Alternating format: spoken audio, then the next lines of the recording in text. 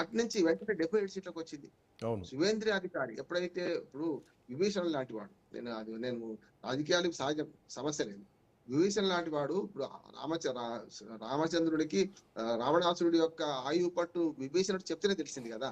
ఇవాళ శివేంద్ర అధికారి అక్కడ జరిగిన విషయాలు, మమతా బెనర్జీ వ్యూహాలు ప్రతి వ్యూహాలు ఎట్లా ఉంటాయి అనే మాటను బీజేపీకి అందించాడు. ఖచ్చితంగా అది ప్లస్ పాయింట్ అయింది బీజేపీకి, ఎందుకు కాదంటున్నాను. రెండోది ప్రజల మనోభావాలు కూడా మారినాయి, ఒక్క ఆయన వస్తే సరిపోయింది కదా.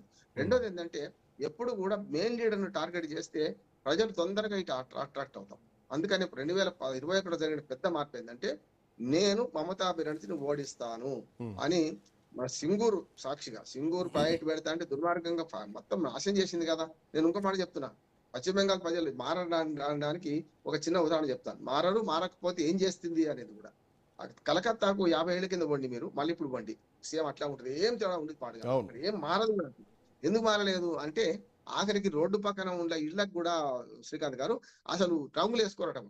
మొన్న 2 ఏళ్ల క్రితం పశ్చిమ బెంగాల్లో ముఖ్యంగా కలకత్తా మహానగర పాలిక వాళ్ళు ఏం చేశారంటే, మీరు ఇంట్లో ఎట్లనే చావండి, ఇంట్లో రంగులు లేకపోయినా చావండి, కానీ రోడ్డు పక్కన ఉన్న బిల్డింగ్లకు రోడ్డు పక్కన బయట రంగులు అనేది మార్చండి, మారుస్తే మీకు 2 ఏళ్ల పన్ను మొత్తం మాఫీ చేస్తామన్నారు. అంటే గంత దుర్మార్గంగా ప్రజలు కూడా మార్పును కోరుకోలేదు. రంగులు వేసుకో, ఇంటికి తమ ఇంట్లోకి రంగులు కూడా వేసుకోరు అన్నట్టు.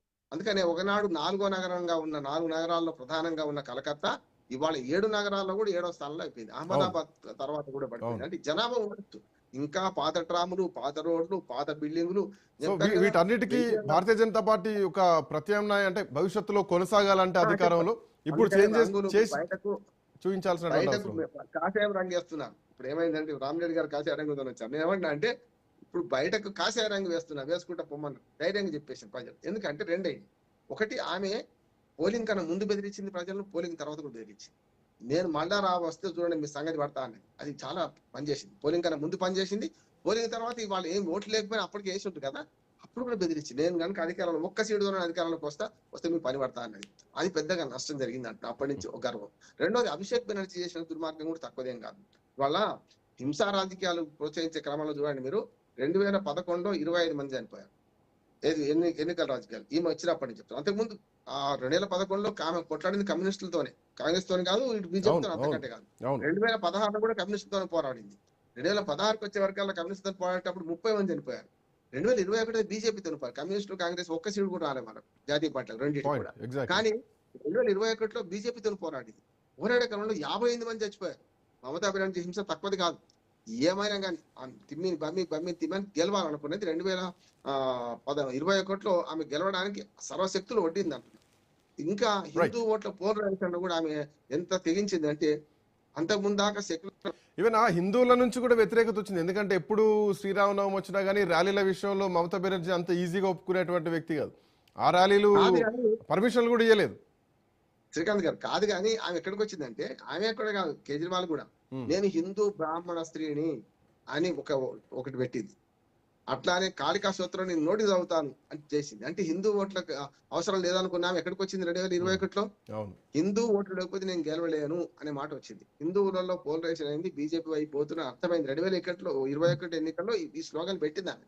పెట్టడమే కాకుండా హిందూ ఓట్లు పోడగొట్టుకుంటే కష్టమని ముస్లిం మైనారిటీ ఓట్ల బుజ్జగింపు సంతుష్టీకరణ రాజకీయాల నుంచి ఇవి కూడా కావాలి నాకు అనే భావన దేశవ్యాప్తంగా వచ్చింది. ఒక మమతాల కాదు. కేజ్రీవాల్ ఏం చేసిండు, హనుమాచార్య చదవలేదా చూసినాం కదా మనం. ఇవాళ సెక్యులర్ పార్టీలు అనుకుంటున్న అన్ని కూడా సెక్యులర్ పార్టీలు అనడానికే వీలేదు వాళ్ళు. ఎందుకంటే ఎంఐఎంతో చదువు చేస్తేనే సెక్యులర్ కాదట, మన సెక్యులర్ అంట, బీజేపీతో చేస్తేనే సెక్యులర్, నాన్ సెక్యులర్ అవుతుందా? ఎట్లయితే చెప్పండి, సమస్య లేదు. ఒక్క మాట చెప్పి ముగిస్తాను. మన పశ్చిమ బెంగాల్లో విప్లవాత్మకమైన మార్పు ఎట్లా వచ్చిందంటే గ్రాడ్యువల్ గా వచ్చింది, ఒక్క రోజు రాలే. 16 నుంచి 21 నుంచి ప్రజలు ప్రత్యామ్నాయం ఉంటే గెలిపిస్తారన్న మంచి ఉదాహరణ ఇది పనిపిస్తారు. మొత్తానికి పశ్చిమ బెంగాల్ ఎన్నికల కౌంటింగ్ నడుస్తోంది. సో పశ్చిమ బెంగాల్లో భారతీయ జనతా పార్టీ అధికారంలోకి రాబోతోంది. 190 స్థానాల్లో భారతీయ జనతా పార్టీ లీడింగ్లో ఉంది. టీఎంసీ కేవలం 94 స్థానాలకు మాత్రమే పరిమితం అయిపోయింది. ఇక అటు తమిళనాడు కూడా టీవీకే 108 స్థానాల్లో లీడింగ్లో ఉంది. అటు డిఎంకేను కాదని డిఎంకేను కాదని టీవీకే వైపు మొగ్గు చూపారు ప్రజలంతా కూడా. విజయ్కే విజయాన్ని అందించబోతున్నారు. కేరళలో యూడీఎఫ్ అధికారం చేపట్టబోతోంది. 98 స్థానాల్లో ఆధిక్యంలో కనిపిస్తోంది. 40 స్థానాలకు ఎల్డీఎఫ్ పరిమితమైంది. ఒక చిన్న బ్రేక్ తీసుకుందాం. బ్రేక్ తర్వాత అప్డేట్స్ కంటిన్యూ అవుతాయి.